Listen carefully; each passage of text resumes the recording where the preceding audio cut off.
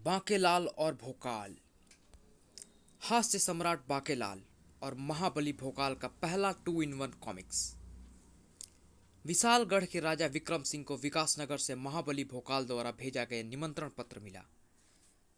महाराज, विकासनगर में धांसू यज्ञ का आयोजन किया गया है, जिसमें संसार के सभी राजा महाराजा हिस्सा लेंगे। धांसू यज्ञ में मौसम के सभी देवताओं को आहुति देकर उन्हें प्रसन्न किया जाएगा, ताकि मौसम के कारण होने वाली गड़बड़ियों को रोका जा सके। जैसे कहीं सूखा पड़ता है तो कहीं बाढ़ आ जाती है, कभी सरद बढ़ जाती है तो कहीं ग्रीष्म की लू पसीने छुड़ा देती है।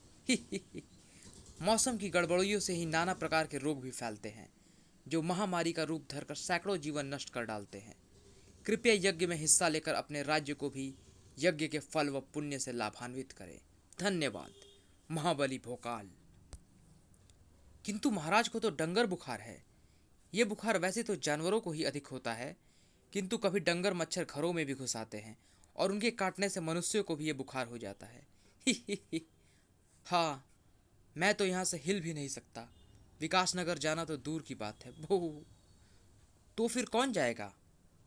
बांकेलाल। मैं? किंतु मुझे तो नई योजनाएं बनानी है। कैसी योजनाएं बांकेलाल? वो बात ये है महामंत्री जी ना, कि राज्य की खुशहाली के लिए मुझे ही तो नई नई योजनाएं बनानी पड़ती हैं। जबकि बनानी थी मुच्छड़ की मृत्यु की। बांकेलाल, योजनाएं तो हमारा योजना मंत्री भी बना लेगा। तुम तुरंत विकासनगर जाओ, अन्यथा हमारी साख खराब होगी और यज्ञ का लाभ भी हमें व हमारी प्रजा को नहीं मिल पाएगा। ठीक है महाराज, मैं जाता हूँ। धांसू यज्ञ में ही कोई गड़बड़ी करनी होगी, जिससे कि मोटे पर मौसम के संकट टलने की बजाय घिर जाए। बांकेलाल अपने चेतक पर सवार होकर विकासनगर की ओर चल पड़ा। बांकेलाल, भोकाल से खाली हाथ ना मिलना, आधे सिर पेड़े लेते जाना। बांके चला वन की राह। मैं तो भगवान से यही दुआ करूंगा कि डंगर बुखार से ही मुच्छड़ की मृत्यु हो जाए, ताकि विकासनगर से लौटते ही मुझे राजा बना दिया जाए। तभी, तू राजा कभी नहीं बन सकता। घर्र आए, इसे कैसे पता चला कि मैं राजा बनने की बात सोच रहा हूँ? बांकेलाल तुरंत घोड़े से उतरकर ऋषि के सामने पहुंचा। मैंने बिल्कुल ठीक कहा है, तू कभी राजा नहीं बन सकता। किंतु परंतु मगर आपको कैसे पता लगा कि मैं राजा बनने की सोच रहा हूँ? मैं बहरा हूँ, इसलिए मुझे सामने वाले की मन की बात समझ जाने की ताकत मिली हुई है। मुझसे बात करते समय तुम मुंह से मत बोलना, केवल उस बात को मन में सोचना। मैं तुम्हारी बात समझ जाऊंगा। मेरा नाम ऋषि सेवा कराऊं जबरदस्ताचार्य श्री सी 900 है। ध्यान रख, तू तब तक राजा नहीं बन सकता जब तक मैं तुझे राजा बनने का आशीर्वाद न दे दूं। तो फिर कृपया कर मुझे राजा बनने का आशीर्वाद दे दे। क्या फोकट में दे दूं? पहले तुझे मेरे पांव दबाने होंगे। फिर सिर दबाना होगा, फिर मेरे मटके में जल भरना होगा, उसके बाद मेरे लिए रोटी पकानी होगी, फिर झाड़ू पोछा करना होगा, मेरे पेड़ पौधों को पानी से सींचना होगा, मेरे वस्त्र धोने होंगे। इन सेवाओं के पश्चात मैं तुझे राजा बनने का आशीर्वाद दूंगा। आशीर्वाद लगेगा, इसकी क्या निश्चितता है? मुझे आशीर्वाद नहीं चाहिए, मैं राजा आपके आशीर्वाद के बिना भी बन जाऊंगा। तेरी ये मजाल कि तू ऋषि जबरदस्ताचार्य की सेवा करने से इनकार कर दे, तो फिर ले चख मजा, मजा चखाऊं किरने। आए, ये मुझे क्या हुआ? देखते ही देखते बांकेलाल के सिर पर हिरणों जैसे सिंग उगाए। मुझे अपना सिर भारी भारी सा क्यों लग रहा है? बहू, मैंने तो सुना था कि गधे के सिर पर सिंग नहीं होते, फिर इसके सिर पर कैसे निकल आए? और मुझे हल्का हल्का सा क्यों लग रहा है? Brock Brock. बांकेलाल के अनायास ही हाथ अपने सर पर चले गए। ये सिंग तो बिल्कुल उस हिरण की तरह है, मगर ये सिर मेरे सिर पर कैसे उगाए और उस हिरण के सिंग कहाँ गायब हो गए? बांकेलाल, अभी तो सिर्फ सिंग उगा है, अभी तू देखता जा मेरा कमाल। अरे, मेरी खाल हिरण जैसी हो गई।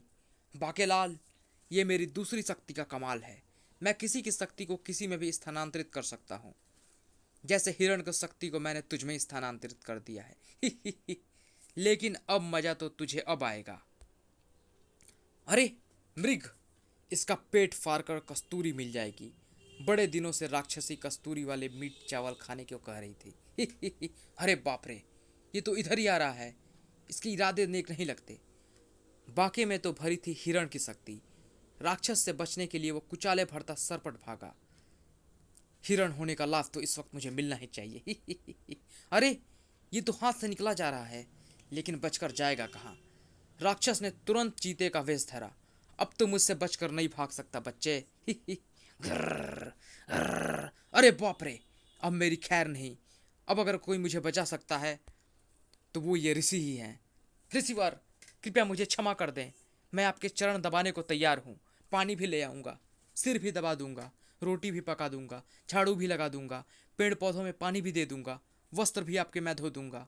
और कोई सेवा हो तो वो भी बता दें, मगर मुझे उस दुष्ट राक्षस से बचा लीजिए। बहू, मेरी बुद्धि भ्रष्ट हो गई थी जो मैंने आपसे पंगा ले लिया। देर आए दुरुस्त आए। बाकेलाल, ले मैंने हिरण की शक्ति वापस हिरण को लौटाई। वो देख, वो राक्षस अब उस हिरण के पीछे पड़ गया है। जान बची। ग्रर, बाप रे, जान गई। प्राक प्राक। बाकेलाल, वास्तव में मानवों से जबरदस्ती अपनी सेवा करवाने में मेरा अपना कोई स्वार्थ नहीं है। मैं तो मानवों की ही सेवा करना चाहता हूँ, क्योंकि सेवा के बिना मेवा नहीं मिलता। इसलिए अपनी भी करवानी जरूरी है ना। आपकी सेवा करके मुझे क्या मेवा मिली, वो अब मिलेगी ना। बाकेलाल, मैं तुझे खींचू मंत्र बताऊंगा। इस मंत्रोच्चारण के साथ तू जीवन में एक बार किसी की भी शस्त्र अस्त्र या शारीरिक शक्तियां खींच सकता है और उनका प्रयोग कर सकता है। एक बार की बात है, जंगल में एक शेर को चक्कर आ गया। वो धम से मूर्छित होकर गिर पड़ा। मूर्छा टूटने पर वो वैद्य के पास गया। वैद्य ने उसकी जांच करके कहा कि चक्कर भूख के कारण आया था। मैं दवा की पुड़िया देता हूँ, तो ठीक हो जाएगा। शेर झपट्टा मारकर वैद्य को ही खा गया। फिर बोला, चक्कर भूख से आया था, तुझे खाकर भूख मिट गई, अब दवा की क्या आवश्यकता है। ये कहानी तो अच्छी थी, मगर खींचू मंत्र तो बताओ। बाकेलाल, ये खींचू मंत्र ही तो था। ये मंत्र ही तेरे राजा बनने में भी मदद करेगा। मगर अब तू यहाँ से फौरन दुड़की हो ले, वरना हो सकता है कि मैं तुझे उम्र भर अपनी सेवा के लिए बैठा लूँ। बाकेलाल हड़बड़ाता हुआ आगे बढ़ा। घोड़ा मुझे उपहास भरी नज़रों से देख रहा है। इस कमबख्त ऋषि ने इसके सामने मेरी कच्ची कर दी। अब मैं गाली भी नहीं दे सकता। अरे बाकेलाल, ये तू क्या कह रहा है। अब तो तू गया जान से, क्योंकि ये ऋषि तो तुरंत मन की बात समझ जाता है। अरे, ऋषि ने मुझे कुछ कहा ही नहीं। ओह, ये तो मन की बात समझता है। वैसे तो ये बहरा है, और अभी अभी मैंने जो कुछ भी कहा वो बड़बड़ा कर कहा था। इसीलिए वो मेरी बातें न सुन समझ सकता है और न ही समझ सकता है। इसका मतलब बोलकर मैं इसे जो चाहूँ मर्जी कह सकता हूँ। इस कमबख्त ऋषि से बदला लेने का तरीका मिल गया। अब कम से कम मैं इसे अपशब्द कह के घोड़े के सामने तो अपनी इज्जत बचा ही सकता हूँ। मगर मुझे अपने चेहरे पर मुस्कान रखनी होगी, ताकि इसे ये न लगे कि मैं इसे गालियाँ दे रहा हूँ। अरे, तू फिर वापस क्यों आ गया। जबरदस्ती की मुस्कान। उल्लू के चप्पर कनाती, मैं तेरा थोबड़ा देखने नहीं आया। मैं जी तो चाहता है कि एक रहपट तेरे गाल पर कस कर दूं। हरामखोर, तेरी ये मजाल कि तूने मुझसे पांव दबवाए, अपने गंदे वस्त्र धुलवाए। लुच्चे, पाखंडी, तुझे विशालगढ़ से उठा कर ना फेंकवाया तो फिर मेरा नाम भी बाकेलाल नहीं। ये दे तो गालियाँ दे रहा है, मगर देखने में हंस रहा है। गालियाँ देने का ये कौन सा तरीका हुआ। ऐसे तो गालियाँ लगते ही नहीं। तब बाके ने घोड़े चेतक पर सवार होकर लगाई घोड़े को एड़। चेतक बेटे, मुझे इस पाखंडी ऋषि की बातों का जरा भी विश्वास नहीं होता। बस तू ध्यान रखियो, दोबारा इस रास्ते में मत आइयो, वरना ये मेरे हाथों खामखा मारा जाएगा। वो या तू। घोड़ा दौड़ाता हुआ बाकेलाल सीधा पहुंचा विकासनगर। ओह, हीरो जड़ा प्रवेश द्वार, विकासनगर में आपका स्वागत है। बाकेलाल नगर में प्रवेश कर गया। अरे, वहाँ किसी के वस्त्र सूख रहे हैं, वस्त्रों में कुछ चमक रहा है। बाके ने पास जाकर देखा तो हैरान रह गया। पजामे में सोने का नाड़ा, कुर्ते पर सोने के बटन, वो चांदी की दरजोदी की कढ़ाई। अरे, उस महिला के हाथ में सोने की झाड़ू है जिससे वो सफाई कर रही है। बाके एक सरोवर के पास से गुजरा। हंस मोती चुग रहे हैं। चक चक। अरे, उस बग्घी से स्वर्ण मुद्राओं की भरी बोरी गिर गई। तिगड़ तिगड़। सेठ जी, आपकी स्वर्ण स्वर्ण मुद्राओं से भरी बोरी गिर गई। कोई बात नहीं, विकास नगर में कोई भी गिरी हुई वस्तुएं नहीं उठाता। कमाल है। वो सेठ स्वर्ण मुद्राओं से भरी बोरी छोड़कर चला गया और कोई उन मुद्राओं की तरफ देख भी नहीं रहा। ओह, मैं यह मेहमान बनकर आया हूँ, इसलिए मैं भी नहीं उठा सकता, क्योंकि सभी की निगाहें मुझ पर हैं। जहाँ के लोग इतने समृद्धशाली हैं कि अपने पजामे में नाड़ा भी सोने का डालते हैं, तो उस देश का राजा कितना समृद्धशाली होगा, खजाना कितना बड़ा होगा। महल के बाहर यज्ञ में आमंत्रित राजा महाराजाओं की पंक्ति लगी हुई थी। केवल आमंत्रित मेहमान आमंत्रण पत्र दिखाने पर ही यज्ञ स्थल में प्रवेश पा सकते हैं। उनकी रोजी पानी का ध्यान भी हम ही रखेंगे। राजा महाराजाओं के साथ आए सभी लोग प्रजा दीर्घा में बैठेंगे। उन्हें अपनी भोजन का जुगाड़ स्वयं ही करना होगा।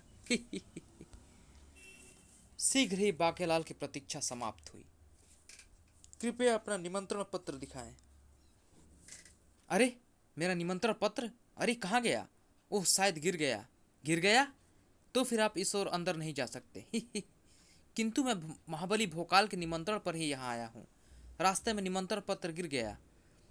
निमंत्रण तो राजाओं को भेजे गए थे, लेकिन तुम तो कोई फटीचा लग रहे हो। तुम इस ओर से नहीं जा सकते। तुम्हें यज्ञ में शामिल होना है तो दर्शक दीर्घा में जाओ। गुर्र। कमाल है। मैं विशालगढ़ के राजा विक्रम सिंह के स्थान पर आया हूँ।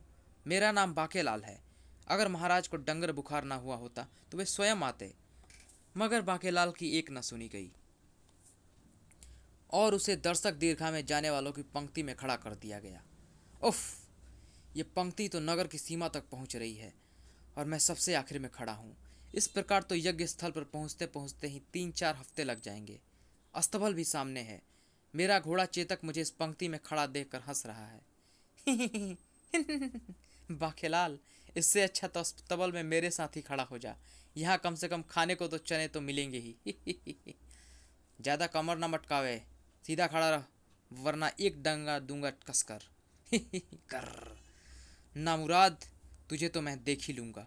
पहले तो मैं महाबली भोकाल को देख लूँ, जिसके कारण मुझे यहाँ खड़ा होना पड़ रहा है। कर सभी राजा महाराजाओं के यज्ञ स्थल पर प्रवेश के बाद जब महाभोली भोकाल वहाँ पहुँचा तो विश्व भर के राजाओं की जय जयकार और जिंदाबाद के नारों से गगन गूंज उठा। भोकाल ने सबको शांत रहने का संकेत करते हुए कहा, आप सबका विकास नगर में बहुत बहुत स्वागत है। वास्तव में धांसू यज्ञ आप सब महानुभावों की उपस्थिति के बिना पूर्ण हो ही नहीं सकता था, क्योंकि मौसम की गड़बड़ियां पूरे संसार की समस्या है। मैंने इस बात की बहुत चेष्टा की कि आप सब आमंत्रित राजाओं के बैठने के लिए मैं सिंहासनों की व्यवस्था करूं, किंतु बाद में इतने सिंहासनों का हम क्या करेंगे, ये सोचकर सिंहासन ही नहीं बनवाए। इसीलिए यहाँ मैंने खाटों की व्यवस्था की है। कृपया अपनी अपनी खाट ग्रहण करें, क्योंकि अब आरंभ होने जा रहा है धांसू यज्ञ। फिर जब सब अपनी अपनी खाटों पर बैठ गए, महाबली, एक खाट अभी खाली है। लगता है कि विशालगढ़ के राजा विक्रम सिंह यज्ञ में नहीं पधारे हैं। किंतु ऐसा कैसे हो सकता है? निमंत्रण तो मैंने स्वयं ही उन्हें भी भेजा था। तभी घंटे टनटनाने का स्वर गूंज उठा, टन टन टन टन। ये अखंडनाद तो उन लोगों के लिए लगवाया है जिन्हें न्याय नहीं मिला, किंतु इस समय उसे कौन बजा रहा है? मुझे स्वयं जाकर देखना होगा। वापस आकर ही धांसू यज्ञ आरंभ करूंगा। बांकेलाल ही अखंडनाद बजा रहा था। देखा बांकेलाल, भोकाल का रथ आ गया। वाह, तुमने ठीक ही कहा था कि अगर मैं अखंडनाद बजाऊंगा तो महाबली भोकाल स्वयं ही यहाँ चले आएंगे, और वो तो सचमुच आ गए। रथ की शान देखकर बांकेलाल की आंखें फटी की फटी रह गई। हीरे मोतियों से जड़ा ऐसा रथ मैंने आज तक कहीं नहीं देखा। और घोड़ी को तो देखो, गले में झिलमिलाता हुआ हार, कानों में बूंदे, माथे पर सोने का टीका, पूंछ में पुरांदी, होठों पर लाली। चेतक तो लट्टू ही हो गया था। मैंने ऐसी सुंदर घोड़ी कभी नहीं देखी। कोई मिल गया। ओहो, काली तेरी गुल, परांदा तेरा लाल नहीं। ओहो, फूली बिसरी एक कहानी, फिर आई एक याद पुरानी। ए, मेरा नाम चेतक, क्या बोलती तू? आती क्या घाट पे? बुद्धा उद्यान में घूमेंगे फिरेंगे घास खाएंगे और क्या। बहू, मेरा नाम घुड़की है। मुझे कई घोड़ों ने ऐसे आमंत्रण दिए। निगोड़ा नाम का एक घोड़ा तो हाथ धोकर मेरे पीछे पड़ गया, मगर जब मैंने उसे असली बात बताई तो उसने मुझसे राखी बंधवा ली। मैं दिल के हाथों बड़ी मजबूर हूँ बहू। ऐसी की क्या मजबूरी है? घोड़े का दिल तोड़ना अच्छा नहीं होता। मजबूरी है। मुझे अपने पूर्व जन्म के घोड़े घोड़ू की तलाश है। मुझे यकीन है कि एक दिन वो मुझे अवश्य मिलेगा।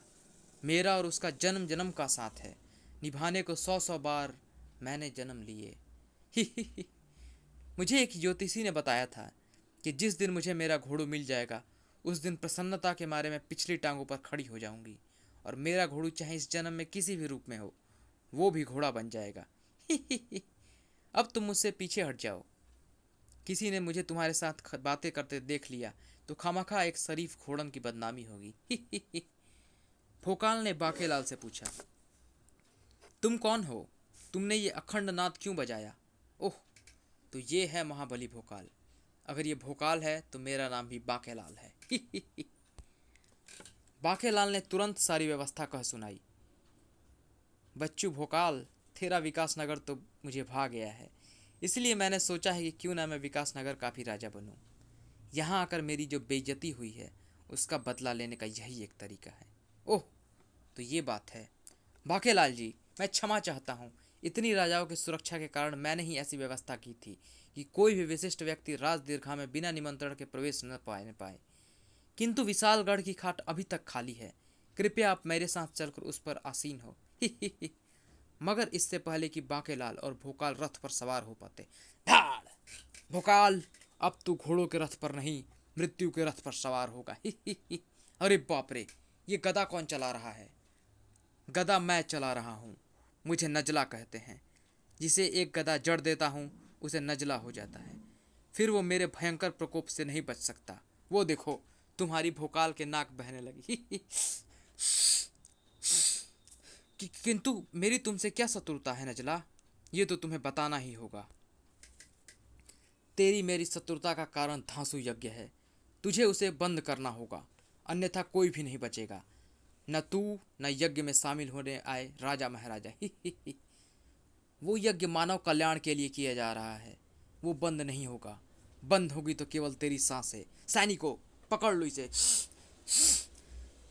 मुझे कोई पकड़ नहीं सकता। मैं जब नाक पे लगाता हूँ तो हर आदमी सुड़क सुड़क करता नजर आता है। धार! सैनिकों की नासिकाएं भी तुरंत ही बहने लगी। अब मैं तेरे इस मेहमान की नासिकाएं भी सुझा दूंगा। अबे चा, ठहर जा दुष्ट। अतिथि पर प्रहार करता है। अब मुझे पुकारना ही होगा महागुरु का नाम। भोकाल! आए, ये अपना नाम लेकर क्यों चिल्ला रहा है? बांकेलाल ने देखा वो अद्भुत नजारा। अरे, ये क्या? भोकाल शब्द पुकारते ही इसकी तो काया ही पलट रही है। इसके हाथ में तलवार व ढाल कहाँ से आ गई? देख हुड़की, तू ये मत सोच कि मैं तुझे पटाने की कोशिश कर रहा हूँ, लेकिन तू ये भी सुन ले, अगर धांसू यज्ञ खत्म होने तक तुझे तेरा प्रेमी न मिला तो तू मेरे नाम की लाल नाल सूत्र अपने गले में पहनेगी। अगर ये मेरी प्रेम परीक्षा है तो फिर मुझे मंजूर है। भोकाल ने अपनी प्रलयंकारी तलवार का वार जब नजला पर किया तो उसके कंठ से चीख निकल गई। आह! विषाणु, मेरी मदद कर। तूने कहा था जब मैं पिटने लगूं तो मुझे पुकार ले, तब तू तुरंत मेरी मदद करने आ जाएगा। तू तो जरा सी पिटाई से ही घबरा गया, मगर मैं आ गया हूं नजला। अब मेरे प्रभाव से महारोग तपेदिक फैलेगा। भोकाल, अब क्या करोगे? जिसे अपने प्राण प्यारे हो वो यहाँ से भाग ले, अन्यथा विषाणु के संपर्क में आते ही उसे महाजानलेवा रोग तपेदिक हो जाएगा। तुम घबराओ मत बाकेलाल, मैं उसे नीचे आने ही नहीं दूंगा। आखिर मेरे पास महागुरु भोकाल की ढाल है जो मुझे उड़ाकर उसके पास ही पहुंचा देगी। अरे, ये तो उड़ रहा है और इसे उड़ा रही है ढाल। अब मैं आकाश में इसका सिर धड़ से जुदा कर दूंगा। धाक चाक! विषाणु का सिर व धड़ आकाश में विचरते गिद्ध व चीले ले गए। कस कर पकड़ो, सब नीचे गिर गया तो कुत्ते सियार खा जाएंगे। क्वैक! चलो, ये संकट तो चला। नीचे पहुंचकर भोकाल ने नजला का भी काम तमाम कर दिया। चल शैतान, अब तेरा समय भी पूरा हो गया। ही ही। खचाक। तभी भोकाल, ये लो तुलसी पत्ता, ये नजले को ठीक करेगा। धन्यवाद माई। ओह, इसीलिए इसे लोग महाबली कहते हैं। इसके पास तो सचमुच प्रलयंकारी तलवार व आश्चर्यजनक ढाल है। ही ही ही। क्या ऐसा नहीं हो सकता कि मैं ये शब्द बोलूं, भोकाल, और ये चमत्कारी व प्रलयंकारी ढाल मुझे मिल जाए, जिससे मैं पहले भोकाल का और फिर एक झटके में मोटे मुच्छड़ का काम तमाम कर दूं। वह यह सब षड्यंत्रकारी बातें सोचते सोचते बाकेलाल प्रसन्नता से चीख पड़ा, वो मारा पापड़ वाले को। अरे, तुम्हें अचानक क्या हुआ? वो बात यह है महाबली कि दोनों दैत्यों की मृत्यु के साथ मेरी खुशी का कोई ठिकाना न रहा। ओह, विकासनगर आप आकर आप जैसे शक्तिशाली व्यक्ति से मिलकर मुझे बहुत प्रसन्नता हो रही है। किंतु अब आप अतिशीघ्र रथ पर सवार हो जाएं, क्योंकि जब तक मैं यज्ञ स्थल पर नहीं पहुंचूंगा तब तक धांसू यज्ञ आरंभ नहीं होगा। अवश्य महाबली भोकाल। फिर जब महाबली भोकाल भी रथ में सवार हो गया तो सारथी ने रथ आगे बढ़ा दिया। लेकिन मुझे भोकाल की वो चमत्कारी शक्तियां मिलेंगी कैसे? बाकेलाल, भूल गया, तेरे पास खेचू मंत्र की शक्ति भी तो है। खेचू मंत्र की शक्ति, वो मारा पापड़ वाले को। तो फिर विलंब कैसा? इससे पहले कि मैं यज्ञ स्थल पर पहुंच जाऊं, मुझे खेचू मंत्र बोलकर भोकाल से इसकी शक्ति ले लेनी चाहिए, क्योंकि भोकाल शक्ति खींचने का ऐसा सुनहरा अवसर मुझे दोबारा नहीं मिलेगा। बाकेलाल ने तुरंत मंत्र पढ़ना आरंभ किया और इसी के साथ, उफ, मुझे ये अचानक क्या हो रहा है? इसकी शक्ति खिंच रही है, इसीलिए इसे चक्कर आ रहे हैं। क्या हुआ महाबली भोकाल, अब तो ठीक तो है ना? हाँ, बस यूं ही थोड़ा चक्कर आ गया था। चक्कर तो बेटे भोकाल तुझे तब आएगा जब तुझे इस चक्कर के घन चक्कर का असलियत पता चलेगी। आप यहाँ बैठ जाइए। ओह, राजमहल आ गया। अब तो मुझसे जरा भी सब्र नहीं हो रहा।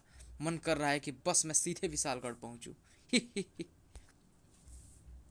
लेकिन ये पता करना आवश्यक है कि मुझ में भोकाल की शक्तियाँ आ भी गई हैं या नहीं। आओ बाकेलाल, यज्ञ स्थल पर आपका स्वागत है। भोकाल बाकेलाल को लेकर विशालगढ़ वाली खाट के नज़दीक पहुंचा। बाकेलाल, कृपया खटासन ग्रहण करें। धन्यवाद भोकाल। आप ही बहुत करते हैं। क्या इसके पीछे कोई भेद है? कृपया कर बताएं। कारण ये है कि विशालगढ़ में तो प्रत्येक व्यक्ति ही करता है। दरअसल हंसते रहने से अच्छा कोई दूसरा व्यायाम नहीं होता। इससे सारा दिन अच्छा बीतता है और रात्रि में नींद भी अच्छी आती है। तब तो मैं भी ही करूँगा और यज्ञ में आए प्रत्येक महानुभाव से भी प्रार्थना करूँगा कि वो भी जब तक यहाँ रहे प्रत्येक बात पर ही अवश्य करें। हम यज्ञ के श्लोकों के पश्चात भी ही करेंगे। और मैं यहाँ से विशालगढ़ दुड़की होने के बाद ही करूँगा। इधर विकासनगर के वन में महाज्योतिषी काल कुंडली को हम सबका प्रणाम।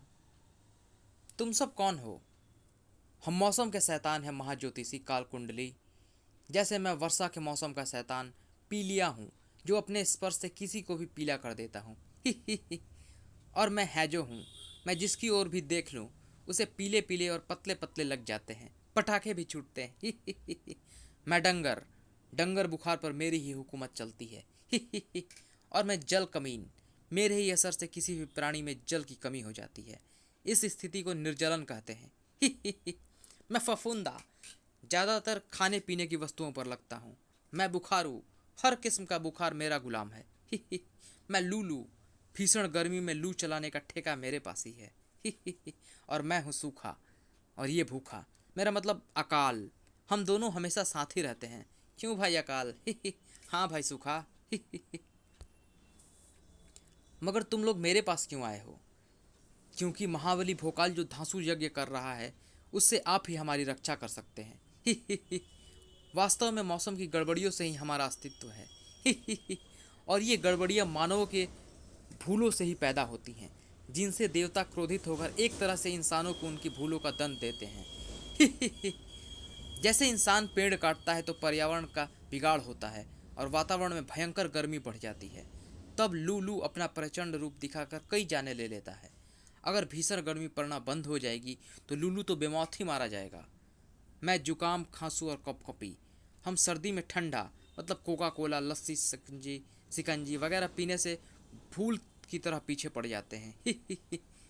वर्षा में जल जमाव नहीं होगा तो मैरी, हैजो, फ्लोरो, फुफुंदा, बुखार इत्यादि की मृत्यु निश्चित है। कपाल कुंडली, ओ गाल ऐसी कि अप्पा चाव दे, हाँ कि धांसू यज्ञ न हो न पाए। मेरा नाम गंदगी है। हमारे दो साथी नजला और विषाणु इस प्रयास में मारे भी जा चुके हैं, इसीलिए हम आपकी शरण में आए हैं। हाँ, जल, कमीन और गंदगी ठीक कहते हैं। हम सब चाहते हैं कि आप महाबली भोकाल की कुंडली के योग बदल दो, क्योंकि आप तो किसी की भी कुंडली के योग पलट देने में माहिर हो जी। महाबली भोकाल का जिक्र छेड़ते ही काल कुंडली पर जैसे दौरा सा पड़ गया। या ग्रर, किटकिट, दांत किटकिटाना, गुस्सा, क्रोध, भयंकर क्रोध। हाँ, जल कमीन, इसे क्या हुआ? पागलपन का दौरा। या एक बार मैंने इंसानों की बस्ती में एक खुजली वाला पागल कुत्ता देखा था। वो ऐसी ही हरकतें कर रहा था। फिर उसने जिसको भी काटा वो तुरंत मर गया।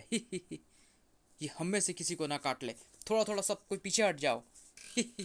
वो अगर इसे हमें ही काटना होता तो ये अपने कपड़े न फाड़ रहा होता और न ही अपने हाथ पर काट रहा होता। काटी काटी काटी काटी या ये तो अब तांडव करने लगा। भोकाल, भोकाल। मधुबन में राधा नाची थी और हम नाचे बिना घुंघरू के, पग घुंघरू बांधे मीरा नाची थी। गुर्र। तब अचानक कपाल कुंडली शांत हो गया। तुम सब मेरा तांडव देकर भयभीत तो नहीं हो गए? तांडव तो भयंकर ही था काट कुंडली। दरअसल भोकाल का नाम सुनते ही मुझे दौड़ा पड़ जाता है। वो मेरा कट्टर दुश्मन है। क्या सच? फिर तो हमारा काम बन ही गया समझो। मैं खांसू आपसे प्रार्थना करता हूँ काल कुंडली कि आप भोकाल की कुंडली का योग बदल दे ताकि धांसू यज्ञ विफल हो जाए। मेरी बहन सणाद भी यही चाहती है। हुण अप्पा होर अपनू की दी है। ये तो मैं भी चाहता हूँ कि वो यज्ञ विफल हो जाए, किंतु मैं संसार में भोकाल की कुंडली बदलने के अलावा शेष सबकी कुंडली बदल सकता हूँ। अगर मैंने ऐसी चेष्टा की तो मेरी ही कुंडली में मृत्यु योग लिखा जाएगा। यही सोचकर तो मैं उसका नाम सुनते ही व्यवस्था और कसमसाहट के कारण मुझे दौरा पड़ जाता है। और तब मैं सोचता हूँ कि मेरा क्या होगा कुंडली। किंतु तुम्हें भी मैं निराश नहीं लौटने दूंगा। धांसू यज्ञ को विफल करने के लिए झुका मुंडी और काट मुंडी ही काफ़ी है। ये दोनों कौन हैं? ये है तो दैत्य ही, किंतु दोनों मेरे परम भक्त हैं। झुका मुंडी की कुंडली में मैंने ये योग डाल दिया था कि उसके सामने आते ही उसके शत्रु उसके आगे अपना मुंडी झुका देगा और शत्रु के अस्त्र भी झुका मुंडी के पास चले जाएं। किंतु झुका मुंडी इन शस्त्रों को स्वयं प्रयोग नहीं कर सकता, क्योंकि उसे कुत्ता खुजली रोग है। हथियार थामे या खुजली करे तब काट मुंडी आकर उस शत्रु का सिर काट सकता है। तो फिर अब भोकाल का क्या होगा? लेकिन इनके साथ एक समस्या है, ये दोनों जाएंगे अलग अलग। इधर धांसू यज्ञ आरंभ हो गया। ओम धांसू यज्ञ स्वाहा। ओम धांसू यज्ञ स्वाहा। बांकेलाल के मस्तिष्क में भी खुराफाती खुरक उठने लगी थी। बेटा बांके, तेरी तरफ किसी का ध्यान नहीं है। निकल ले यहाँ से और कहीं जाकर इस बात का निश्चित हो ले कि भोकाल शक्ति तुझे मिल गई। अरे बांकेलाल, कहाँ चले? अभी तो यज्ञ आरंभ ही हुआ है। राजा झांपू के प्रश्न के उत्तर में बांकेलाल ने अपनी छोटी उंगली खड़ी कर दी। छोटी उंगली वाली लग रही है। वहां जाने का कोई फायदा नहीं। वहां पहले ही इतनी लंबी पंक्ति लगी हुई है कि तुम्हारी बारी जल्दी नहीं आएगी। मैं तो महल के पीछे वाली नाली में कराया, तुम भी वहीं चले जाओ। चलो, मैं तुम्हें वहां का रास्ता दिखा दूं। मेरी भुने चने खाने की भी तो इच्छा हो रही है। कहीं से मिल गए तो चने भी लेता आऊंगा। अरे, ये तो मेरे साथ ही लग गया। गुर्र। राजा झांपू बांकेलाल को लेकर महल के पिछवाड़े वाली नाली के पास पहुंचा, मगर देखो कितना बदतमीज है, दोबारा आ गया। अरे ये किसने लिख दिया? अभी तो यहाँ कुछ नहीं लिखा था। ये जिसने भी लिखा है तुम्हारे लिए लिखा है, कुछ समझे राजा झापू? ये मेरे लिए नहीं लिखा हो सकता, क्योंकि मैं दोबारा तो आया ही नहीं। इस बार मैं तुम्हें लेकर यहाँ आया हूँ। ग्रर। मैं इसकी लिखावट ठीक कर दूँ। ग्रर। अबे मैं दोबारा नहीं आया, इस बार तो मैं बाकेलाल को लेकर आया था। हाँ, अब ठीक है। जब मैं दोबारा आया ही नहीं तो इसने लिख कैसे दिया? ग्रर। राजा झापू, तुमने मेरा नाम वहां पर दीवार पर क्यों लिख दिया? इससे तो सबको पता लग जाएगा कि मैं भी यहाँ आया था। ग्रर। लेकिन जिसने भी ये किया है उसे ये बताने के लिए यहाँ पर यह लिखना आवश्यक है कि मैं दोबारा नहीं आया, बल्कि किसी को साथ लाया था। दोबारा आने का मतलब तो मैं बदतमीज हो गया ना। तुम चाहे जो भी सफाई दो राजा झापू, मगर ये नाम तो मिटाना ही पड़ेगा। मैं इसकी लिखावट ठीक कर देता हूँ। ग्रर। पाकेलाल, नाम मत मिटाना, अन्यथा अच्छा नहीं होगा। ग्रर। मैं नाम नहीं मिटा रहा राजा झापू, सिर्फ लिखावट ठीक कर रहा हूँ। हाँ, अब ठीक हूँ। हैं? दोबारा आ गया? अबे ये दोबारा नहीं आया, इस बार राजा झापू मुझे लेकर आया। दूसरे ही क्षण। लेकिन इससे तो सबको पता चल जाएगा। बाकेलाल, एक तो मैं तुझे यहाँ लेकर आया, तू मेरा धन्यवाद करने की बजाय उल्टे मुझे ही फंसवा रहा है। तेरी ये मजाल, जो पहले लिखा हुआ था चुपचाप वही लिख दे चल, अन्यथा तेरे रक्त से मैं स्वयं लिखूंगा। मुझे धमकाता है? तू मुझे जानता नहीं क्या? मेरा नाम बाकेलाल है। गुर्र। हिलना नहीं बाकेलाल, हिला तो सिर्फ कोयला उठाने के लिए, अन्यथा तेरा परिणाम रक्त रंजित हो जाएगा। ग्रर। तुझे पता नहीं है, मेरी तलवार में ये ताकत है, किसी इसे चलो कहते ही ये चलने लगती है और ये अपने शत्रु के टुकड़े टुकड़े कर जाती है। अबे जा, और तू और तेरी तलवार की ऐसी की तैसी। धाड़ा। राजा झोंपू को भी क्रोध आ गया। तलवार चलो। तो फिर मुझे कसकर पकड़ियो राजा झापू। राजा झापू के हाथ में थमी तलवार तेजी से पर शत्रु पर चलने लगी। अरे बच गया। अरे बाप रे, ये तो सचमुच अपने आप चलने लगी। अरे ये तो अभी भी नहीं चीखा, इसका मतलब मैं अभी इसे लगी नहीं। अभी भाऊ, मेरे अंदर एक यही कमी है, अगर किसी को बचना आता है तो मैं इसे काट नहीं पाती। भाऊ, तू जितनी मर्जी उछल कूद मचा ले बाकेलाल, अब तू नहीं बचने वाला। बाप रे, ये तो मुझे काट देने पर तुली है। इससे बचना है तो मुझे बोलना ही होगा। भोकाल। दूसरे ही पल महागुरु भोकाल की तलवार और ढाल बांकेलाल के हाथ में प्रकट हो चुकी थी। अब बांकेलाल बन चुका था महाबली बांकेलाल। महाबली भोकाल की प्रलयंकारी तलवार और ढाल तुम्हारे पास? ये क्या किया? मुझे छोड़ क्यों दिया? छोड़ते ही मेरी दार खुरदरी हो गई ना। अब कहाँ गई तेरी सारी हकड़ी? बोल, कर दूं सिर कलम तेरा? ग्रर। बांकेलाल का जवाब देना तो दूर, राजा झापू तो दुम दबाकर भागा। फोकाल जी, फोकाल जी! अरे ये तो भाग खड़ा हुआ। ये घोड़े की तरह उछल उछल कर क्यों भाग रहा है? तिगड़ तिगड़ तिगड़ तिगड़। ये कमबख्त जरूर भोकाल को यह बताने भागा है कि उसकी तलवार और ढाल मेरे पास है। मैंने तो सिर्फ इसे भयभीत करने के लिए भोकाल का डर दिखाया था, क्योंकि तलवार और ढाल का असली प्रयोग तो मैं भोकाल व विक्रम सिंह पर करने वाला हूँ। संकट टलते ही तलवार व ढाल उसके हाथों से गायब हो गए और वह महाबली बांकेलाल से पुनः बन गया था साधारण बांकेलाल। अब इससे पहले कि महाबली भोकाल को भी ये रहस्य का पता लग जाए कि उसकी भोकाल की शक्ति मेरे पास पहुंच चुकी है, बेटे बाके, तो फिलहाल यहाँ से हो ले दुड़की। उधर धांसू यज्ञ की सुगंध चारों ओर फैल चुकी थी। वर्षाम ऋतु देवतम प्रसन्नम, ग्रीष्म ऋतु देवतम प्रसन्नम, शरदम ऋतु देवतम प्रसन्नम, पतझड़ ऋतु देवतम प्रसन्नम, प्रसन्नम हुमम तो प्रतम अप्पा फिर से यज्ञम करम। मम मम मम मम स्वाहा। स्वाहा। महाबली, भोजन के लिफाफे आ चुके हैं, आपका आदेश हो तो बांट दूं? ठीक है, बांट दो। भोकाल के आदेश से भोजन के लिफाफे बांटे जाने लगे। इसमें क्या है? भोजन?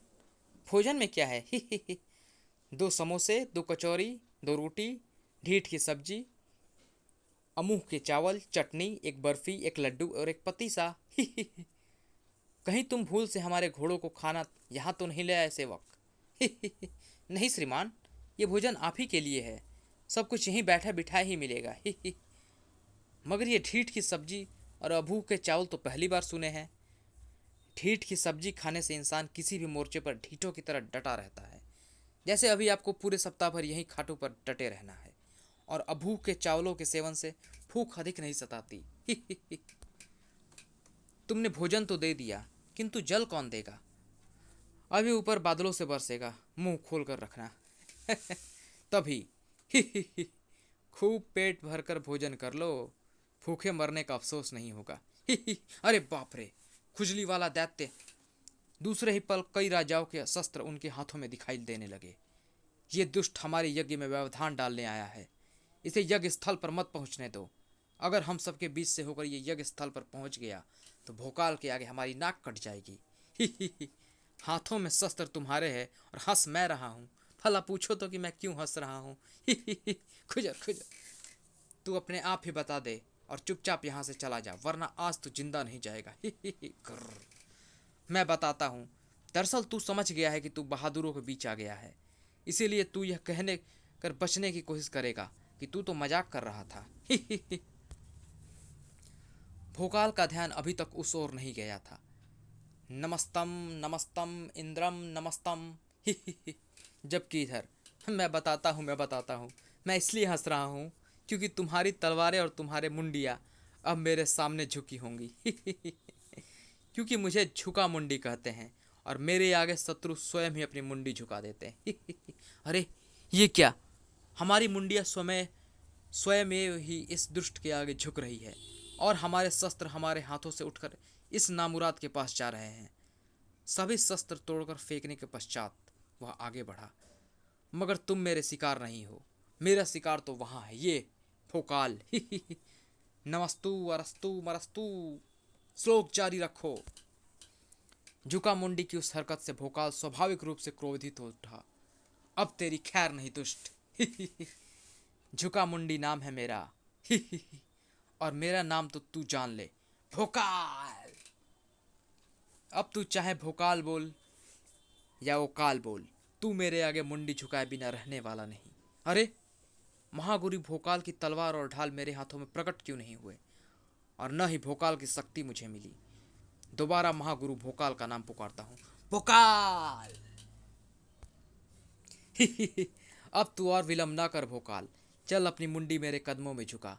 अब तेरे शस्त्र भी स्वयं ही मेरे पास खींचे चले आएंगे, फिर उन्हीं शस्त्रों से काट मुंडी आकर तेरा सिर थड़ से जुदा कर देगा। उफ, मेरा सिर सचमुच इस शैतान के आगे झुक रहा है। तो क्या यह सच कह रहा है? क्या अब मेरी तलवार और ढाल भी इसके पास चली जाएगी?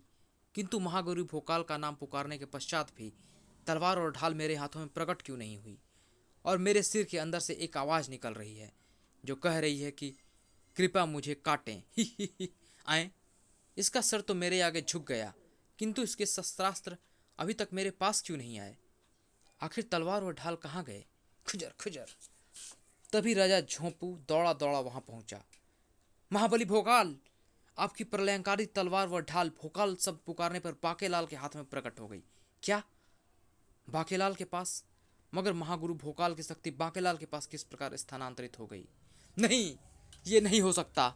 अगर ऐसा हो गया तो फिर तेरा की हो झुका मुंडी। ओह आह! यज्ञ की अग्नि मुझे जलाने मेरी ओर आ रही है।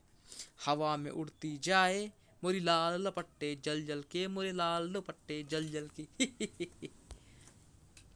भुन भुन भुन के जाए ओ मोरी लाल लपट्टे जल जल के, मोरे लाल दुपट्टे जल जल के। हो जी हा हा हा। आह, हुणप्पा दा की हो।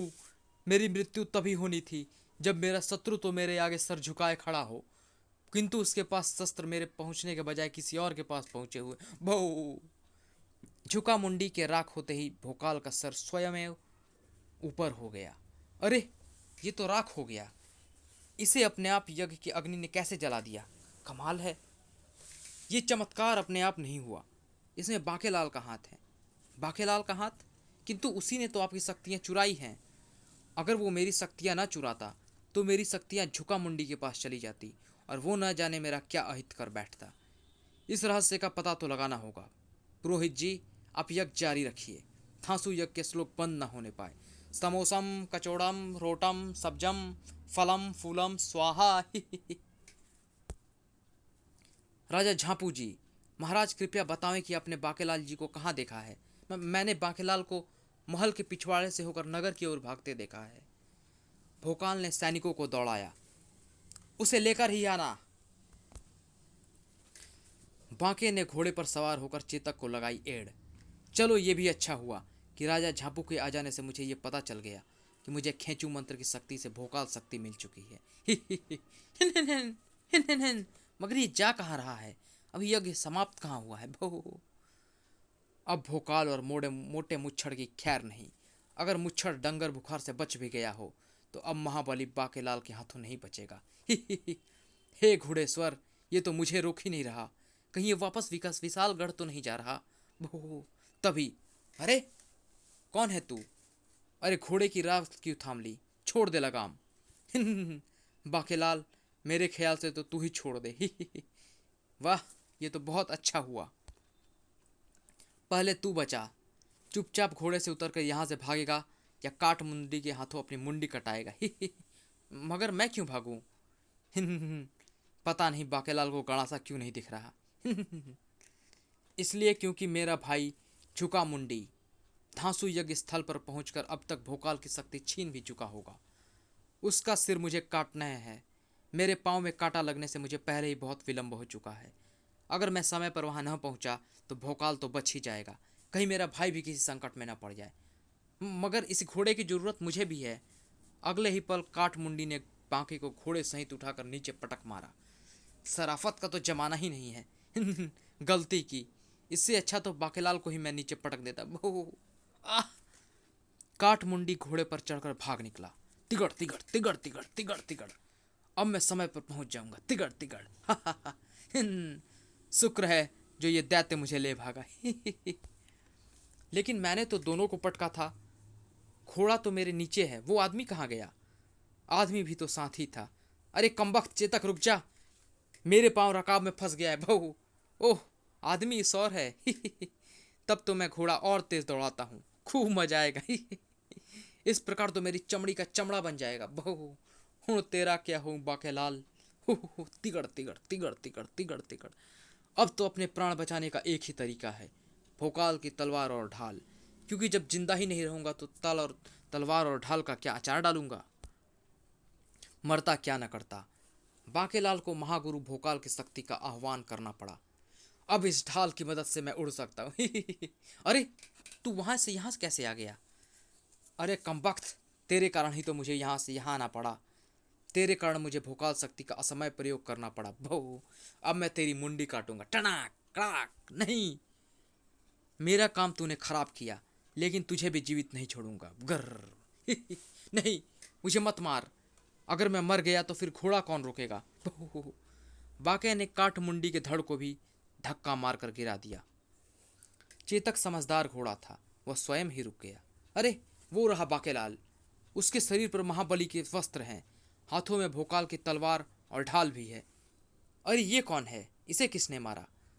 लगता है कमबख्त राजा झांपू ने भोकाल को भोकाल शक्ति के मेरे पास होने की बात बता दी है, और भोकाल ने ही इन सैनिकों को मुझे गिरफ्तार कराने के लिए भेजा होगा।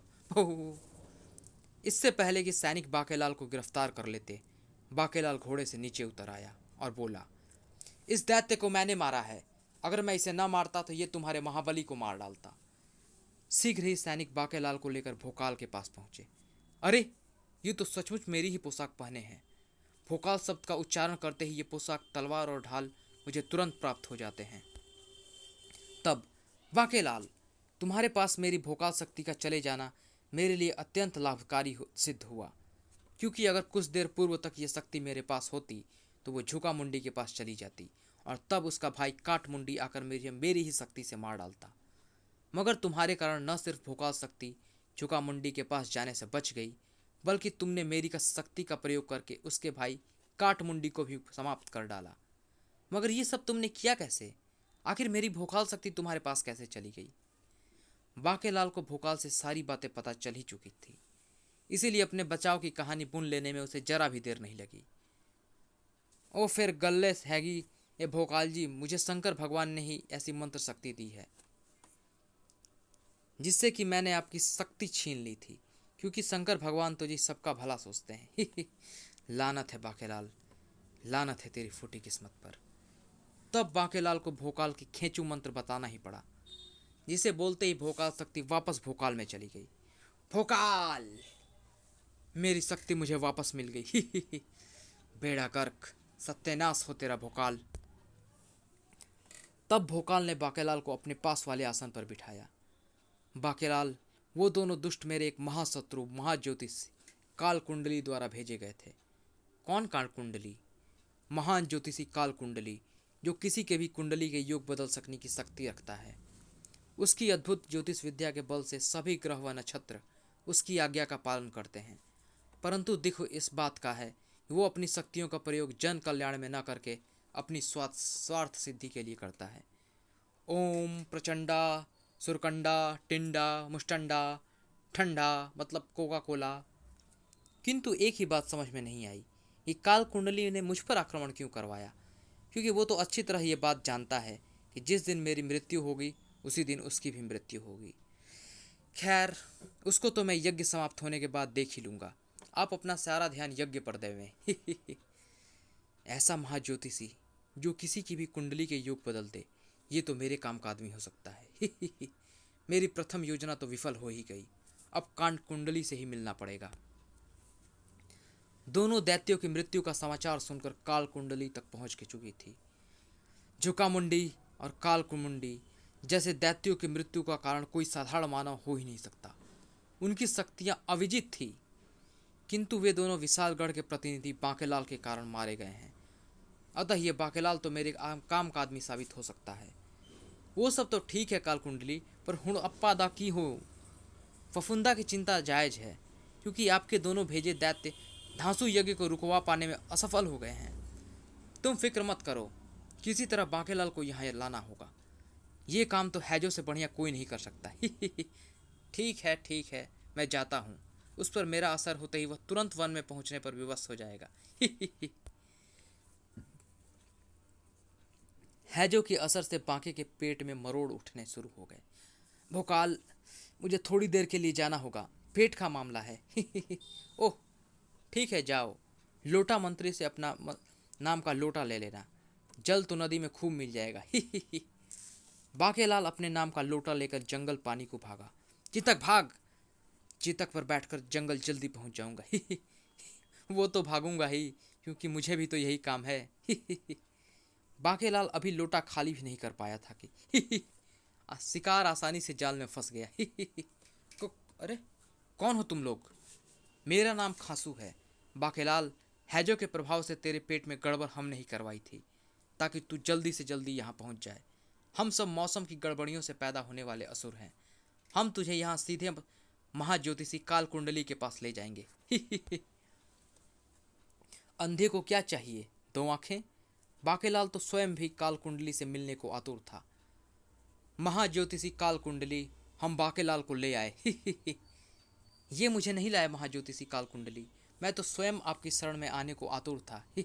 ओह, किंतु तुम हमसे क्यों मिलना चाहते थे? बांकेलाल ने दुखी होकर कहा।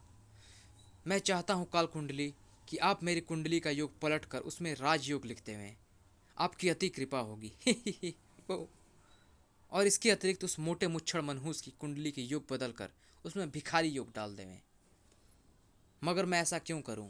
इससे मुझे क्या लाभ होगा? भोकाल आपका शत्रु है, मैं उसे मार दूंगा। क्या तुम उसे मार सकते हो? क्या आपको मेरी योग्यता पर संदेह है? क्या झुकामुंडी और काटमुंडी की मृत्यु ही इस बात का प्रमाण नहीं? इस सौदे में कोई बुराई नहीं है काल कुंडली। यही वो इंसान है जिसने भोकाल शक्ति को चुरा लिया था, और जो व्यक्ति भोकाल से भोकाल शक्ति चुरा सकता है वो क्या नहीं कर सकता। तो फिर ठीक है, मुझे तुम्हारी शर्त मंजूर है, मगर मेरी और मुच्छड़ की कुंडलियाँ तो यहाँ है ही नहीं, फिर योग कैसे पलटोगे? योग पलटने के लिए तुम्हारी और राजा विक्रम की कुंडली अवश्य चाहिए, परंतु तुम चिंता मत करो, मैं तुम्हारे नाम और राशि से ही तुम्हारी कुंडलियाँ बनवा दूंगा। आज पता चल जाएगा कि मेरी कुंडली में कहाँ पर वो गड़बड़ है जो मैं राजा बनते बनते रह जाता हूँ। थोड़ी देर बाद बांकेलाल, तुम्हारी भी कुंडली भी बन गई और राजा विक्रम सिंह की भी। अब ध्यान से सुन बाकेलाल। दरअसल भोकाल की जिंदगी के साथ ही मेरी जिंदगी की भी कुंडली जुड़ी हुई है। यानी जिस दिन उसकी मृत्यु होगी उसी दिन मेरी भी मृत्यु होगी। क्या? घबरा मत बाकेलाल, मेरी कुंडली में ये लिखा था कि जो व्यक्ति भोकाल की भोकाल शक्ति चुरा लेगा, उस व्यक्ति के हाथों अगर भोकाल की मृत्यु होगी तो उसकी मृत्यु का योग मेरी कुंडली पर भारी नहीं पड़ेगा। यानी उस सूरत में मेरी मृत्यु नहीं होगी। इसीलिए तो मैंने तुझे यहाँ बुलाया था, इसीलिए ही तो मैंने तेरी शर्त भी कबूल कर ली। ओह, मैं तो डर ही गया था कि अब आप कुंडलियों के योग नहीं पलटेंगे। बाकेलाल, मैं तेरी कुंडली में राजयोग पैदा करने जा रहा हूँ। इस योग को ज्योतिषी की भाषा में खचेड़ू योग कहते हैं। खचेड़ू योग? हाँ बाकेलाल, जब तक खचेड़ू योग तेरी कुंडली में नहीं होगा तू राजा नहीं बन सकता। ओह, तभी तो मैं कहूँ कि मैं मोटे को अभी तक मार क्यों नहीं पाया और अभी तक राजा क्यों नहीं बन पाया। तेरी कुंडली के चैन वाले खाने में ये मरवाई मैंने राहु से फूंक, बन गया तेरी कुंडली में खचेड़ू योग। ले बाके, तेरी कुंडली का योग तो पलट गया और अब मुच्छड़ की कुंडली को योग पलटने में कितनी देर लगेगी।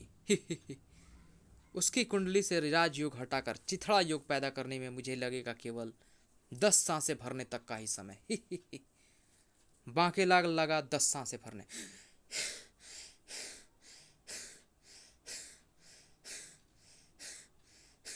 झाड़ का न ताड़ का, ये चना है भाड़ का। भाड़ का चना भाड़ में जा। ले बाके, बदल गई राजा विक्रम सिंह की भी कुंडली, जिसमें मैंने चिथड़ा योग डाल दिया है। हफ, वो मारा पापड़ वाले को। मोटे मनहूस, बहुत राजपाट कर लिया तूने, अब दर दर का भिखारी बनने के लिए तैयार हो जा। मगर बाकेलाल ध्यान रखियो, अगर तू भोकाल को न मार पाया तो जो योग मैंने पलटे हैं वो फिर से पलट कर पहले की तरह ही हो जाएंगे। भोकाल अब मेरे हाथों से नहीं बच सकता। और भोकाल के मरते ही झांसू यज्ञ तो अपने आप ही रुक जाएगा। बांकेलाल जब यज्ञ में वापस पहुंचा तो आमंत्रित राजाओं द्वारा आहुति डालने का समय आ चुका था। देवताओं का आह्वान तो हो गया, अब हम करेंगे मौसम देवता को प्रसन्न। सर्वप्रथम हम इंद्र देवता को प्रसन्न करेंगे। मैं जिस जिस राजा का नाम पुकारता जाऊंगा वो राजा आगे बढ़कर यज्ञ में अपने नाम की अरदास के साथ ही जलाहुति देकर इंद्र को प्रसन्न करेगा, ताकि इंद्र देवता न कम न ज़्यादा बल्कि उचित वर्षा करे। अरदास हमेशा गाकर ही की जाती है, जैसे भगवती के जागरणों में की जाती है। तो सबसे पहले जोंकापुर के राजा चमड़राज की अरदास इंद्र देवता के शुभ चरणों के पास। 5 अशरफियों की अरदास इंद्र देवता के शुभ चरणों के पास। 10 मुद्राओं की अरदास इंद्र देवता के शुभ चरणों के पास। एक स्वर्ण थैली की अरदास इंद्र देवता के शुभ चरणों के पास। जिसकी थैली अधिक बड़ी हो वो पहले आ सकता है। हम नहीं चाहते कि वो भारी बोझ उठाया बैठा रहे। और कृपया ध्यान दें, इंद्र भगवान को पवित्र जलाहुति के अलावा कुछ भी अर्पित ना करें, अन्यथा वो क्रोधित हो सकते हैं। जलाहुति? अगर मैं जल की बजाय रक्ताहुति दे दूं तो ये यज्ञ अवश्य ही भ्रष्ट हो जाएगा और इंद्र देवता क्रोधित उठेंगे। तब फिर यज्ञ करने और करवाने वालों की खैर नहीं। राजा झांपू, आपके पास 2 मुद्राएं खुली हैं तो दे दें, मैं महल लौटते ही भिजवा दूंगा। दरअसल जब मैं विकास नगर को चला तो मेरे कोषाधिकारी छुट्टी पर गया हुआ था, इसीलिए मुझे स्वर्ण मुद्राएं न मिल सकी। बाकेलाल ने पीतल के बर्तन के तेज किनारे से अपनी उंगली घायल कर ली और कुछ रक्त जल में टपकाने के बाद, हे इंद्र देवता, भोकाल अब मेरा घनिष्ठ मित्र बन चुका है, उसका यज्ञ सफल करना। बांकेलाल के पश्चात कई और दूसरे राजाओं ने भी आहुतियां दी। ठीक तभी कड़, अरे ये क्या अनर्थ हो गया। वज्रपात से यज्ञ की अग्नि बुझ गई। ओह, लगता है इंद्र देवता क्रोधित हो चुके हैं। विकास नगर में स्थान स्थान पर वज्रपात होने लगा। ये क्या, वज्रपात से नदी का पानी सूख गया। हम तो जल बिना मर जाएंगे। हुड़प्पा दा की होगा।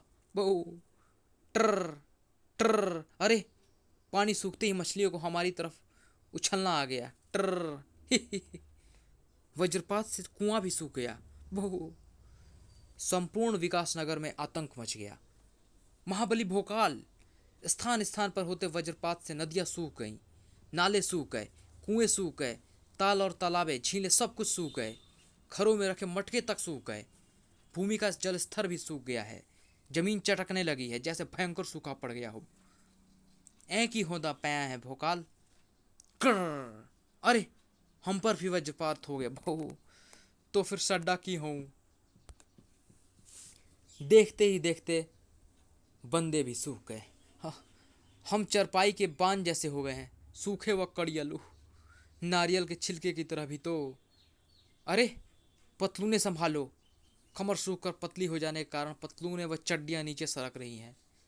बांकेलाल को तो कोई फर्क नहीं पड़ा क्योंकि वो तो पहले ही सूखा हुआ था। अलबत्ता भोकाल भी सूख कर लकड़ी हो गया। हमारा शरीर 90% जल से ही निर्मित है। जल सूख जाने के कारण ही हमारी ये हालत हो गई है। पतलूनों को नाड़ों से और ज्यादा कस लो।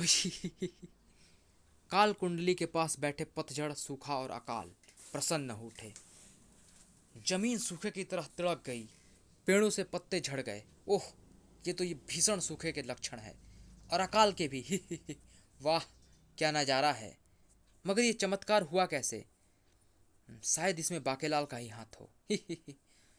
महान काल कुंडली पर इन सब बातों का कोई असर नहीं हो रहा। और हम पर भी नहीं हो रहा क्योंकि हम तो हैं ही मौसम की गड़बड़ियों के शैतान। इधर यज्ञ कुछ समय के लिए रोक दिया गया था क्योंकि भोकाल की चिंता को पुरोहितों ने यह कहकर बढ़ा दिया था कि महाबली भोकाल, लगता है यज्ञ में कोई भूल हो गई है। हाँ, और उस भूल के कारण इंद्र देवता क्रोधित हो गए लगते हैं। बहु अगर धांसू यज्ञ पूरा ना हुआ तो बाकी मौसम के देवता भी नाराज हो जाएंगे, जबकि इस हालत में यह हम यज्ञ नहीं कर सकते। राजाओं का क्रोध बढ़ गया। भोकाल, तुम्हारे कारण हमारी जान पर आ बनी है। कहीं हम सबको एक साथ मरवाने का यह तुम्हारा षड्यंत्र तो नहीं था ताकि तुम चक्रवर्ती सम्राट बन सको? अगर ये स्थिति ठीक न हुई, हम सब और हमारी सेनाएं विकासनगर पर आक्रमण कर देंगे। देखिए, आप लोग इम्तिनान रखिए। हमसे भूल कहाँ पर हुई है इसका पता लगाने के लिए ऋषि जुगाड़ाचार्य को बुलाया है, क्योंकि वही कोई जुगाड़ बैठाकर इंद्र देवता से उनकी नाराजगी का कारण पूछेंगे। ऋषि जुगाड़ाचार्य, अगर इसने कारण पता लगा लिया तो वो। ऋषि जुगाड़ाचार्य ने मंत्र पढ़कर एक तिनका आकाश में उछाला। जब तक इंद्र देवता प्रकट नहीं होंगे तब तक यह तिनका उन्हें परेशान करता ही रहेगा। शीघ्र ही इंद्र देवता प्रकट हुए। मैं जानता हूँ वो तिनका तुमने ही छोड़ा है, जो कभी मेरी नासिकाओं में घुस जा रहा है तो कभी मेरे भोजन में निकल आता है, कभी कान में खुजली करता है। इस गुस्ताखी के लिए मैं क्षमा प्रार्थी हूँ इंद्रदेव। कृपया हमारी जिज्ञासाएं शांत करें और हमें बताएं कि आपके क्रोध का क्या कारण है जो आपने हर और सूखा ही सूखा कर दिया। कारण पता चलते ही खलबली मच गई। क्या? रक्ताहुति? किसने दी रक्ताहुति? इसका मतलब इंद्र देवता ने रक्ताहुति देने वाले का नाम नहीं बताया। तब तो पता चल ही नहीं सकता कि रक्ताहुति किसने दी। किंतु भोकाल ने सबकी उंगलियों के साथ ही बांके की उंगलियों की भी जांच की तो बांके की पोल तुरंत खुल गई। बांकेलाल, अपराधी तुम हो जिसे मैंने अपना मित्र माना, वो मैं। बांकेलाल अपनी सफाई में कुछ कह पाता इससे पहले ही सैनिकों ने आकर उसे गिरफ्तार कर लिया। तुम्हें तुम्हारे इस अपराध के लिए मृत्यु दंड मिलेगा बांकेलाल, ले जाओ इसे। मगर इससे पहले कि सैनिक बांकेलाल को वहां से ले जाते, हा हा हा, मुझे पहचान लो, मेरा नाम घनघोर है। तुम लोगों की प्यास मेरे कारण ही बुझती है। सभी बादल मेरे हुक्म के गुलाम है। इंद्र तो ख्वामखा ही सारा श्रेय ले जाता है। तुम लोगों ने जल देवता इंद्र को बनाकर उसे सिर पर चढ़ा रखा है। तुम लोगों ने जल की आवश्यकताओं के लिए मेरी आराधना न करके जो अपराध किया है, मैं तुम्हें उसका दंड देने आया हूँ। अब मैं और मेरी खनखोरा सेना यहाँ इतना जल बरसाएंगे कि हर ओर जल ही जल होगा और तुम सब मानो उस जल में डूबते नजर आओगे। घनघोरा ने चारों ओर भीषण बारिश कर दी।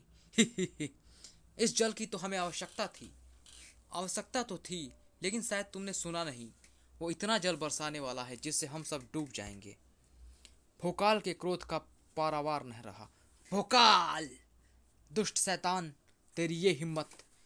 भोकाल अपनी ढाल की शक्ति से उड़कर घनघोरा तक जा पहुंचा और मेरी प्रलयंकारी तलवार की ज्वाला शक्ति तुझे जलाकर भस्म कर देगी शैतान।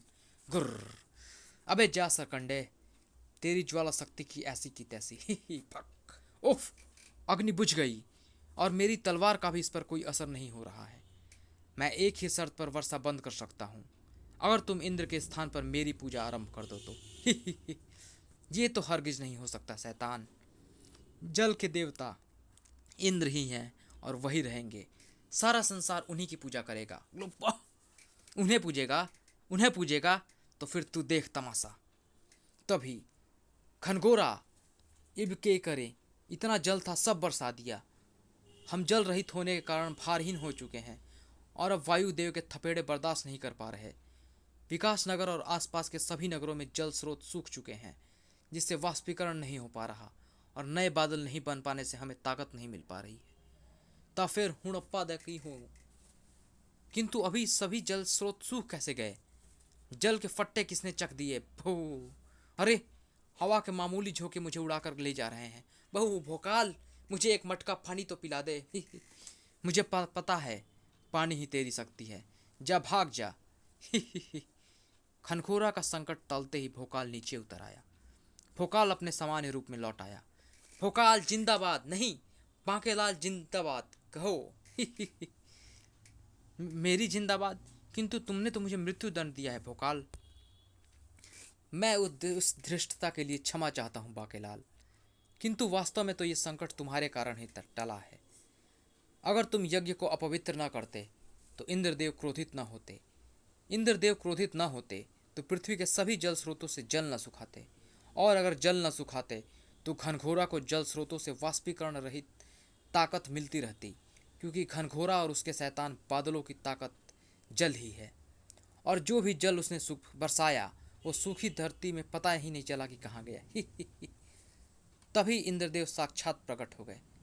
महाबली बोकाल ठीक कहता है बांकेलाल। बागी घनघोरा बादलों का नायक था, जो कुछ बादलों में फूट डालकर अपनी अलग सेना बना रहा था और मुझे धमका रहा था कि मैं अपना सिंहासन उसे सौंप दूं, अन्यथा वो पृथ्वी पर जल नहीं बरसने देगा। किंतु बांकेलाल ने उसकी फुस्सी फुस्सी कर दी। भोकाल, अब तुम चैन से बैठो, और हाँ, अब तुम्हें यज्ञ भी करने की कोई आवश्यकता नहीं। ये मौसम की सभी देवताओं से ये सिफारिश करूंगा कि वो मौसम की गड़बड़ियों को बंद कर दें। किंतु तुम मानवों को भी ये ध्यान रखना होगा कि ऐसे कार्य न करें जिससे पर्यावरण बिगड़े, जैसे पेड़ व हरियाली न उजाड़ें, नदियों को साफ रखें और जल को बर्बाद न करें। अब मैं चलता हूँ। इंद्र देवता जिंदाबाद, इंद्र देवता जिंदाबाद। तब बांकेलाल, आखिर तुम्हें यह पता कैसे चला कि ऐसा करने से ऐसा हो जाएगा? मैंने बताया तो था कि भगवान शंकर की मुझ पर बहुत मेहरबानी है। उन्होंने ही मुझे भविष्यवाणी की थी, जिसके कारण मैंने यज्ञ को भ्रष्ट कर दिया और फिर संकट टल गया। भेड़ा कर्क, सत्यानाश। बहू, मैं तो सोच रहा था कि इंद्र देवता कुपित होकर भोकाल को वज्र से समाप्त कर डालेंगे, अन्यथा क्रोधित होकर यज्ञ में शामिल होने आए राजा ही उसे मार डालेंगे, मगर ये तो मेरी चाल उल्टी पड़ गई। बहू। फिर उसके बाद यज्ञ समाप्त हो गया और सभी राजा अपने अपने राज्यों को लौटने लगे। स्वयं भोकाल ने उन्हें विदा किया, लेकिन जैसे ही राजा झांपू विदा होने लगे, अरे ये क्या, मैं पिछले पांव पर खड़ी हो गई, मगर यहाँ तो मेरा घोड़ू कहीं भी दिखाई नहीं पड़ रहा। देखते ही देखते राजा झांपू घोड़े में परिवर्तित हो गया। अरे, राजा झांपू घोड़ा बन गया। यही है मेरे पूर्व जन्म का प्रेमी घोड़ू। लगता है इन दोनों का पूर्व जन्म का साथ है। बात ये ख्याल थी सच हो गई, घोड़ू मैं तुम्हें देखकर मैं खो गई, मेरे नसीब में घोड़ू तू है कि नहीं, हुणप्पा द की हो। अच्छा चेतक, जब तुम मामा बनोगे तो मैं तुम्हें सूचना भिजवा दूंगी, तुम दावत में जरूर आना। इधर विशालगढ़ में राजा विक्रम सिंह उठ। कौन? मैं भाग्य का देवता हूँ राजा विक्रम सिंह। तेरे योग बदल गए हैं, परिवर्तित हुए योगों के कारण तेरे हाथ से राजयोग की रेखा मिट गई है। अब तेरे ठाट बाट के दिन लद गए। तेरे पास कटोरा है ना? कटोरा? हाँ, बहुत सारे हैं, मगर आप कटोरे का क्या करेंगे? बहू, तू अपने परिवार के साथ इसी समय महल छोड़कर निकल जा राजा विक्रम सिंह, क्योंकि अगर अब भी तू राजा बना रहा तो तेरी मृत्यु निश्चित है। और हाँ, वो कटोरे साथ लेता जाइयो, अन्यथा कोई भीख नहीं देगा। मैं स्वयं वो कटोरे यहीं ला देता हूँ। अब भीख? हाँ, तेरी कुंडली में भिखारी योग बन गया है। अच्छा, मैं चलता हूँ। राजा विक्रम सिंह हड़बड़ा कर उठ बैठा। ओह, तो क्या मैं सपना देख रहा था? मैं तो डर ही गया था। ई, ये कटोरे बिस्तर पर किसने रख दिए? इन्हें अवश्य ही भाग देवता ने यहाँ रखा है। इसका मतलब स्वप्न में भाग देवता ने जो कहा वो सब सत्य था। बहू, रानी, अरियो रानी स्वर्णलता, उठ बहू। और फिर हम तो चले दर दर, हम भिखारी हो गए बहू, छूट अपना महल कि हम भिखारी हो गए बहू। हो रामा, भगवान के नाम पर दे दे, दाता के नाम पर दे दे, बच्चे के नाम पर दे। महाराज, ये सब क्या है? राजा विक्रम सिंह ने उन्हें भी स्वप्न में भाग देवता की बात बताई। फिर, वैसे तो विशालगढ़ में भीख मांगना अपराध है, लेकिन अगर ऐसी बात है महाराज तो आप चिंता मत करें। पूरा विशालगढ़ आपके साथ है। कोई भी आपको भीख देने से मना करेगा तो मैं उसका सिर तलवार से उड़ा दूंगा। किंतु महाराज, आप राजसी वस्त्र पहनकर भीख मांगो, ये सब अच्छा नहीं लगता। कम से कम वस्त्र तो फटे होने चाहिए, अब फर्टीचर तो लगने ही चाहिए। तुम ठीक कहते हो सेनापति, हमारे लिए पुराने धुराने फटे फटीचर वस्त्रों का प्रबंध करो। और फिर शीघ्र ही, महाराज अब आप पक्के भिखारी लग रहे हैं। देना बाबा, 1 2 5 8 10 आने देना रे बाबा। महाराज तो भिखारी हो गए, मगर हुण विशालगढ़ तक की होऊंगा। मेरा मतलब अब राजा कौन बनेगा? राजा तो बाकेलाल ही बन सकता है, उसे विशाल नगर से बुलाना होगा। तुरंत एक दूत विशालगढ़ से विकास नगर पहुंचा। क्या? सच? चलो चलो, मैं अपने घोड़े को भी ले लूं। बाकेलाल जी प्रसन्न क्यों हो रहे हैं? मगर अब लौटना आसान न था। बाकेलाल, अभी तूने भोकाल को खत्म नहीं किया, इसीलिए तू विशालगढ़ नहीं जा सकता। भूल गया कि मैंने तेरी और राजा विक्रम सिंह की कुंडलियों के योग किस शर्त पर पलटे थे? उस कमबख्त भोकाल के कारण ही अब हम सभी मृत्यु तो होनी ही है, किंतु भोकाल की मृत्यु भी हम देख कर ही मरेंगे। मरता क्या न करता, बाकेलाल तो हालातों से समझौता करना ही पड़ा। दूत, तुम मेरी जूतियां ले जाओ और फिलहाल इन्हें ही राज सिंहासन पर रख दो। मैं शीघ्र ही वहां पहुंचूंगा। तब, काल कुंडली, मैं चाहता हूं कि तुम्हारा एक साथी मेरे साथ चले। ठीक है, कपकपी, तुम बाकेलाल के साथ चले जाओ। बाकेलाल ने कपकपी को समझा बुझा कर ऋषि सेवा करवाऊं जबरदस्ताचार्य श्री श्री 900 के पास भेज दिया। अरे, तू तो बिना कहे ही मेरे सेवा करने पड़ा। खर कर। तिथि महाराज, मुझे आशीर्वाद अवश्य देना। तेरा उच्चारण खराब है, फिर भी मैं तुझसे प्रसन्न हुआ। मैं तुझे खींचू मंत्र बताऊंगा, जिससे तू किसी की भी शक्ति खींच सकता है। ऋषि से मंत्र सीख कर कपकपी वापस बांकेलाल के पास पहुंचा। अब तू भोकाल के सामने जाकर खींचू मंत्र बोलेगा और उसी के शस्त्रों से उसके टुकड़े टुकड़े कर देगा, समझा? वाह! शीघ्र ही कपकपी भोकाल के सामने था। भोताल, मैं तुझे एक कहानी सुनाने आया हूँ। अच्छा, कहानी? कपकपी ने तुरंत खींचू मंत्र बोला। और ये कहानी तो कुछ सुनी हुई सी लगती है। अरे हाँ, ये खींचू मंत्र है। बाकेलाल ने खींचू मंत्र इसे भी सिखा दिया। भोकाल! ये तो महागुरु भोकाल के चचेरे भाई का नाम ले रहा है। ये उन्हें क्यों बुला रहा है? अगले ही पल भोताल गुरु प्रकट हो गए। वत्स, तूने मुझे बुलाया, मैं आया। बोल, क्या चाहिए? मुझे भोताल की तलवार और दाल चाहिए। भोताल गुरु तथास्तु कहकर गायब हो गए। और अरे, मेरे हाथ में सलवार और दूसरे हाथ में दाल से भरी कटोरी क्यों आ गई? वो इसलिए बच्चू कपकपी, क्योंकि तेरा उच्चारण खराब है। तूने तलवार की बजाय सलवार और ढाल की बजाय दाल मांग ली है। अब तू जल्दी से अरहर की ये दाल पी, ताकि अपनी तलवार से तेरा काम तमाम कर सकूं। भोकाल ने तलवार के एक ही वार से उसकी गर्दन खचाक से काट दी। अब समझ में आया कि बाकेलाल ने इसे खींचू मंत्र क्यों सिखाया। हुण तेरा के हुई कपकपी, कितनी दफा समझाया था कि अपना उच्चारण ठीक कर ले बहू। अरे बाप रे! कपकपी का हस्त्र देखकर बाके वहां से भागा, मगर काल कुंडली ने पुनः बाकेलाल की राह रोक ली। बाकेलाल, अब तू विशालगढ़ वापस जा सकता है। मगर अभी भोकाल तो जिंदा है। हाँ हाँ, दरअसल मैंने पता लगा लिया है। तू पिछले 20 सालों से राजा विक्रम सिंह को मारने की चेष्टा कर रहा है। अरे, तू उसे आज तक नहीं मार पाया तो फिर भोकाल को क्या मारेगा? अब मेरी शर्त के मुताबिक तेरी और राजा विक्रम सिंह की कुंडलियाँ फिर से बदल गई हैं। भोकाल को तो मैं एक दिन देख ही लूँगा, मगर अब जिसकी कुंडली जैसी थी वो फिर से वैसी ही हो गई है। हुणप्पा चल दे हैंगे। नहीं। जिस गली में तेरा घर न हो घोड़न, उस गली से हमें तो गुजरना नहीं। भो। उधर विशालगढ़ में जैसे ही बाकेलाल की जूतियां राज सिंहासन पर रखी गई, ओह, झूमर सिंहासन पर गिर पड़ा। ओह, ये तो संकट आने वाला था महाराज पर। कोई महाराज से जाकर बोलो कि संकट टल गया। और फिर जब दूत ने आकर विक्रम सिंह की कुंडलियां बदलने की बात बताई तो वापस लौटने पर, बाके बाके, मेरे बाखू दे पुची। बेड़ा गर्क, शैतान मनहूस, सत्यानाश हो गया। पता नहीं क्यों नहीं मरता ये।